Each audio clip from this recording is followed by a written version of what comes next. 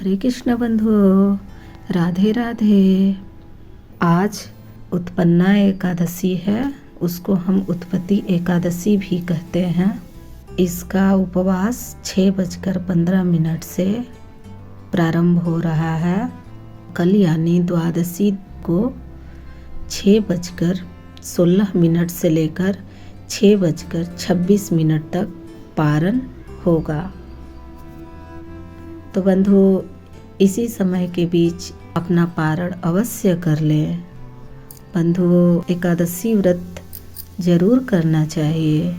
एकादशी व्रत करने से हमारे श्री कृष्ण की असीम महिमा प्राप्त होती है। आप कोई व्रत करे या न करे, आप एकादशी जरूर करें।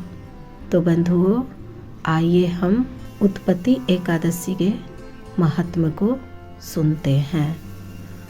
उत्पत्ति एकादशी का व्रत हेमंत ऋषि में मार्गशीर्ष मास के कृष्ण पक्ष को करना चाहिए। इसकी कथा इस प्रकार है। युधिष्ठिर ने भगवान श्री कृष्ण से पूछा, भगवान, पुण्यमयी एकादशी तिथि कैसे उत्पन्न हुई? इस संसार में वह क्यों पवित्र मानी गई तथा देवताओं को कैसे प्रिय हुई? श्री भगवान बोले, कुंती नंदन, प्राचीन समय की बात है। सतयुग में मूर नामक दानव रहता था।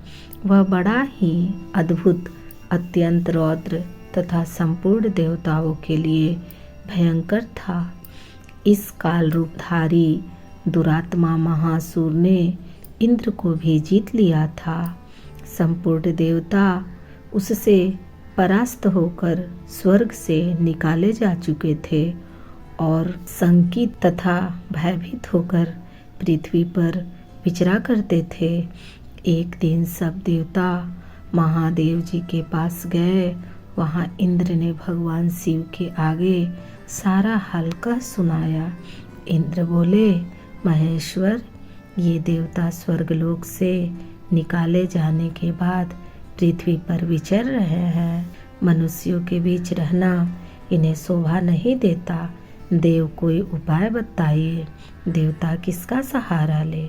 महादेव जी ने कहा, देवराज, जहाँ सबको शरण देने वाले, सबकी रक्षा में तत्पर रहने वाले जगत के स्वामी भगवान गरुड़ ध्वज विराजमान है, वहाँ जाओ, वे तुम लोगों की रक्षा करेंगे।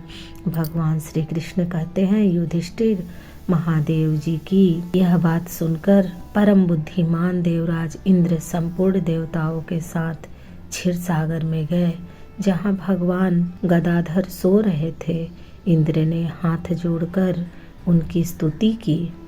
इंद्र बोले, देव देवेश्वर, आपको नमस्कार है। देव आप ही पति, आप ही मति, आप ही कर्ता और आप ही कारण है। आप ही सब लोगों की माता और आप ही इस जगत के पिता हैं। देवता और दानव दोनों ही आपकी वंदना करते हैं। पुंडरीकाक्ष, आप दैत्यों के शत्रु हैं। मधुसूदन, हम लोगों की रक्षा कीजिए। प्रभु जगन्नाथ, अत्यंत उग्र स्वभाव वाले महाबली मूर नामक दैत्य ने इन सब पुण्य देवताओं को जीतकर स्वर्ग से बाहर निकाल दिया है।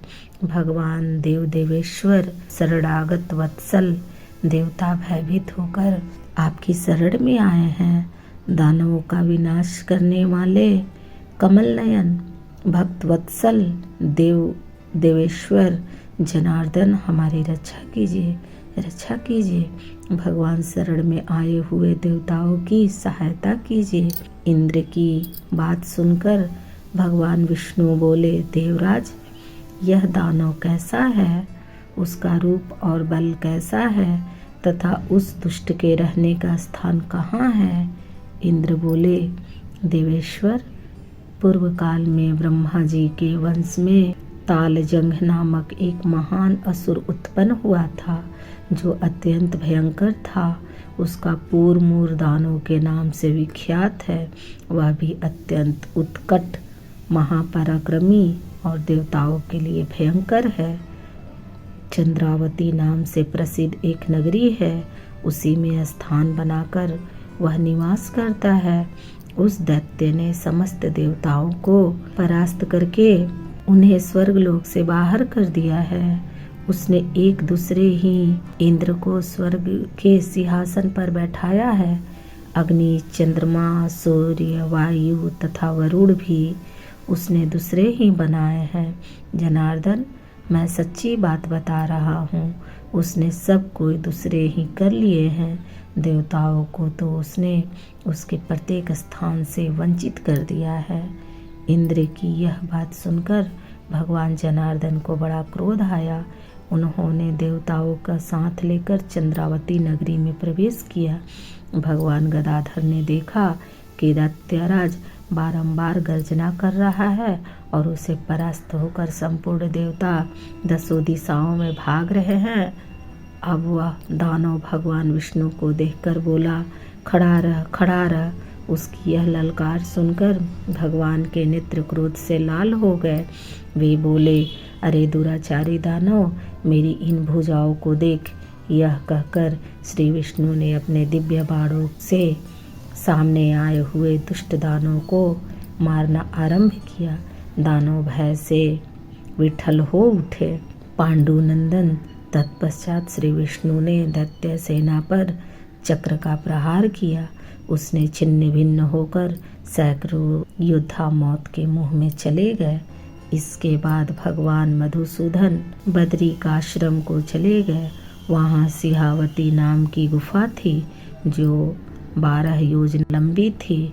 पांडुनंदन, उस गुफा में एक ही दरवाजा था। भगवान विष्णु उसी में सो गए। वह दानव मूर भगवान को मार डालने के उद्योग में उनके पीछे पीछे तो लगा ही था, अतः उसने भी उसी गुफा में प्रवेश किया।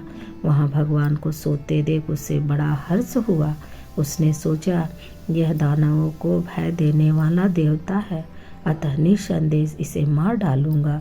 युधिष्ठिर दानव के इस प्रकार विचार करते ही भगवान विष्णु के शरीर से एक कन्या प्रकट हुई, जो बड़ी ही रूपवती, सौभाग्यशालिनी तथा दिव्य अस्त्र शस्त्रों से सुसज्जित थी।